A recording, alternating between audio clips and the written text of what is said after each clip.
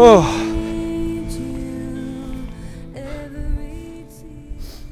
Wow, well, do you know what? I wasn't going to come out today.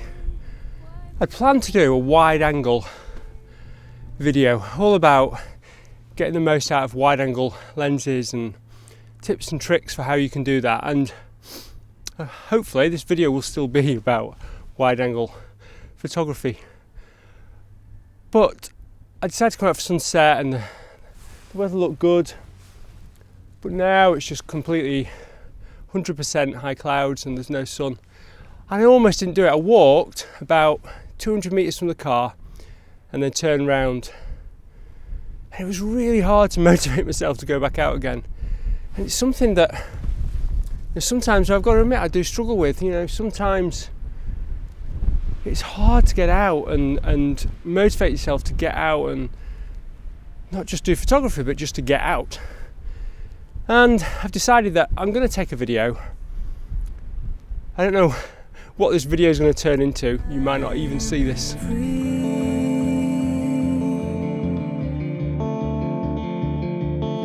Someday I know I will look back on.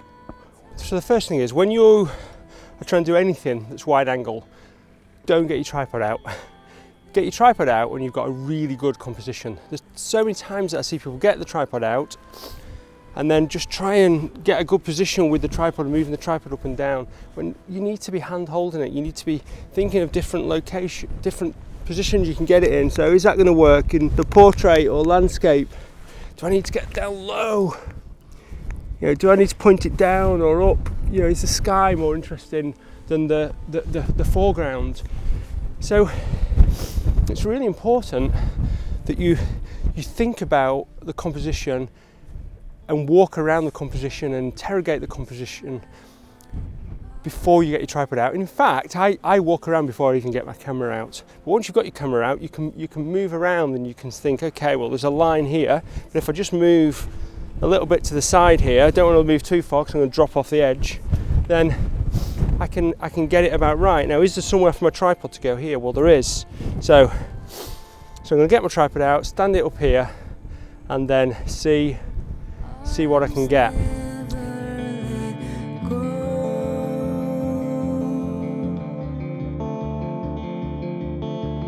Every time I close my eyes, I only see your face. All I ever. So you've got to remember that your eyes are around about your sort of central field of view, which is where you can see the maximum resolution in your eyes. You've got a sort of 160 degree field of view, which is around about a 17mm lens, but your actual central field of view, which is how you see things, is around about 43mm. So you don't see anything in that sort of super wide angle view where everything's on one sort of two-dimensional plane. So what you've got to do is you've got to try and open your mind up a little bit. So can you see this lichen here? I'm taking it with my Nikon, by the way, not my Fuji, so no worms, it's going to be good. You know, when I'm taking this on 16mm on my D810, I can get that in from here and the far distant hills in, and I can create something that looks quite different. Now, what I often see is that people just shoot like that with their camera in wide angle, but really what you want to be doing is doing this with your wide angle or this with your wide angle and try and create something that looks a bit different. Just wait, there's a great quote from Gary Winogrand and I wrote it down, so right, just let me get this quote. So, a photograph is an illusion of a literal description of how the camera saw a piece of time and space. I love that. I think it's great. Such a great quote. And photography is not about the thing photographed, it's about how that thing looks photographed. So what we're trying to do with this is this lichen's on all the rocks going forward, and I want to try and photograph this, but what I'm trying to do is create a little bit of a story with this photograph and create that look all the way through the photograph to the distance. Again, the light's not good, but hopefully this is going to give you an idea of what I'm trying to say. Now I'm going to handhold this, so I'm not too bothered about the quality of the image. What I'm trying to do is just talk more about oh, this weather's rubbish. If you could just get better, surely this 100% high cloud could just disappear. Come on, but wish really hard. Now that's so much better. Okay, let's go and see if we can get some better light on those rocks in the sunset. Oh. You probably guessed that we're on a different day now, so I decided to give up trying to get any more shots on that day. Sometimes you just need to go home and save your energy for another day. So I've come back, it's much better today, there's hardly any wind, and I'm really excited about really going to be able to show you some wide angle shots with some really great foreground. So I'm just going to climb up here and I'll see you in a minute. Fantastic.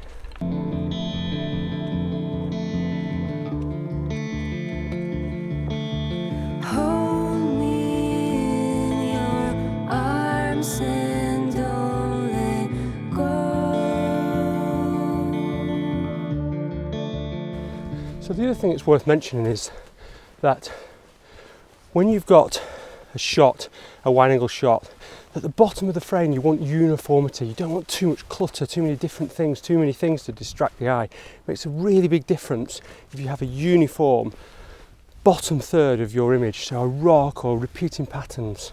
So it's something to look out for, and I'm going to try and find when I go up here.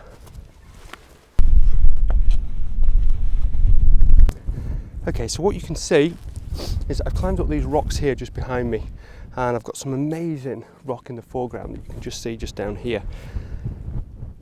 The far distance, the subject is the hen cloud over there, and it's got a great cloud above it as well, so it just looks really good. But I don't need too much of the sky above it.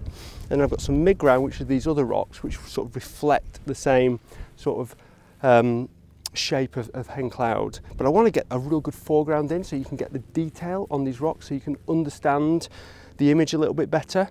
So by getting this detail in the foreground, what it allows you to do is understand what the rock's made of and tell a little bit more of the story of the location I'm in.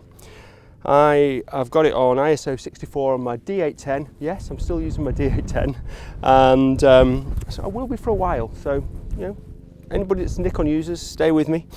I've got my Firecrossed Ultra 0.9 soft grad on it, and it looks absolutely fantastic. And I'm perched on the top of a rock, which you'll probably see in a minute. As you can see, I've angled my camera down a little bit here, and the sun's just coming off the right hand side, the left as you're looking at it, and it's really important to have that sort of foreground, that mid-ground, and that distant subject, which is hen cloud, because it allows you to move through the frame all the way.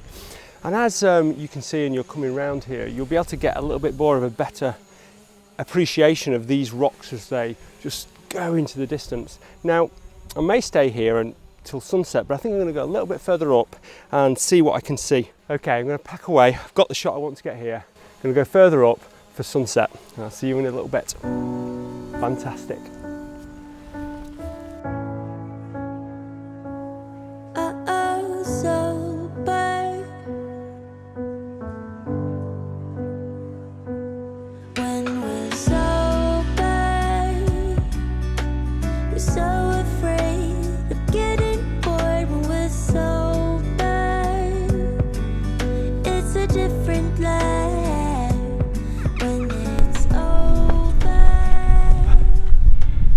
Alive.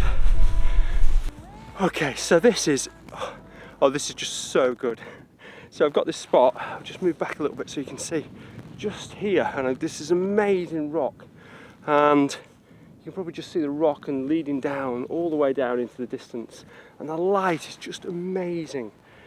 So you can also probably see that I've got my camera pointed quite a long way down, and what I'm doing is getting, just move here, I'm getting all this gorgeous lichen here, and I sound like David Attenborough there. And if I just move this way, I don't want to drop off the end, because actually it's a big drop there. But I've just moved it because this rock was in the way just down here. So I've moved a little bit that way, and you can see that now I point down and get all the landscape in the distance. And it looks amazing. Now what I'm going to do is I'm going to take one like this and I'm going to turn the camera landscape and do a pano vertically, because I want a bigger image that I'm probably going to end up using. So I'm going to stitch it in Lightroom and then crop it to exactly how I want it. I'd rather take more detail and then get rid of some than think, oh, I wish I'd gone further left or further right there. So I'm going to try and take a big panoramic of the whole area. And yeah, I've got it on f11, I'm focus stacking and exposure stacking, and I've got my 0.6, which is all it needs at the moment, ND grad on. So I probably don't need to do the exposure stacking, but oh my word, this looks amazing. Oh my word. It just doesn't get any better than this.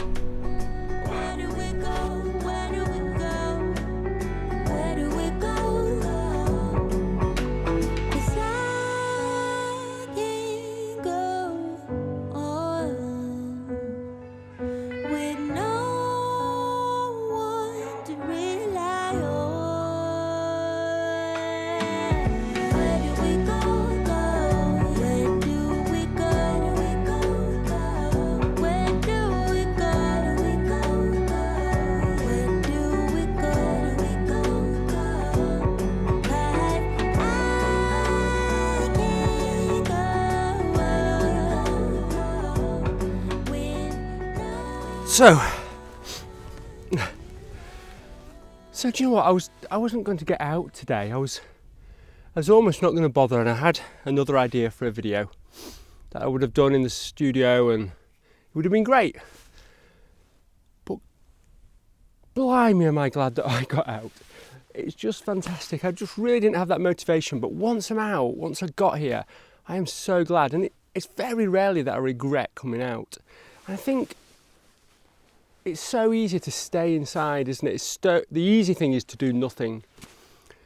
But when you do something, when you make an effort to go out and do something, then you pretty much always get rewarded.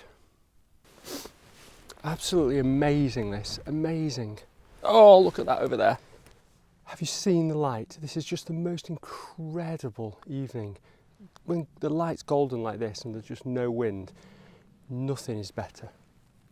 So it's creating some really long shadows, and I've taken some images whilst the sun was at its best. Now I'm going to take one more, which is going to be a landscape image. So I want to get all the valley in, so I'm going to quickly take that now.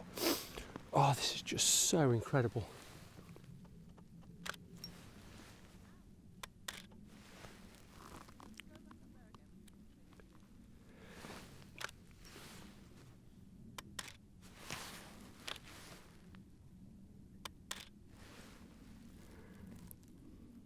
And again, what I'm doing is focusing in on this foreground here and making sure that there's nothing that's not uniform at the bottom of the frame.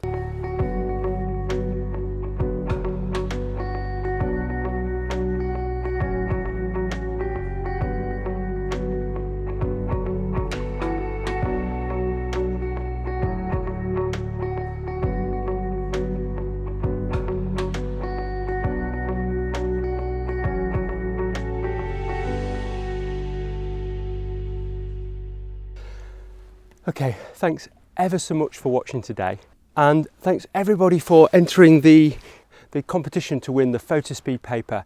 I'll be announcing that here now, so congratulations to the winner. This channel's going really well now, and it's just fantastic, and all down to you guys, so I'm really so appreciative. I just can't believe it. I just didn't expect this to happen. If you haven't seen my workshops, then take a look at my site. I've still got one place left on my Lake District workshop and one place left on the day and the residential Lake District workshop. Everything else is booked up, unfortunately.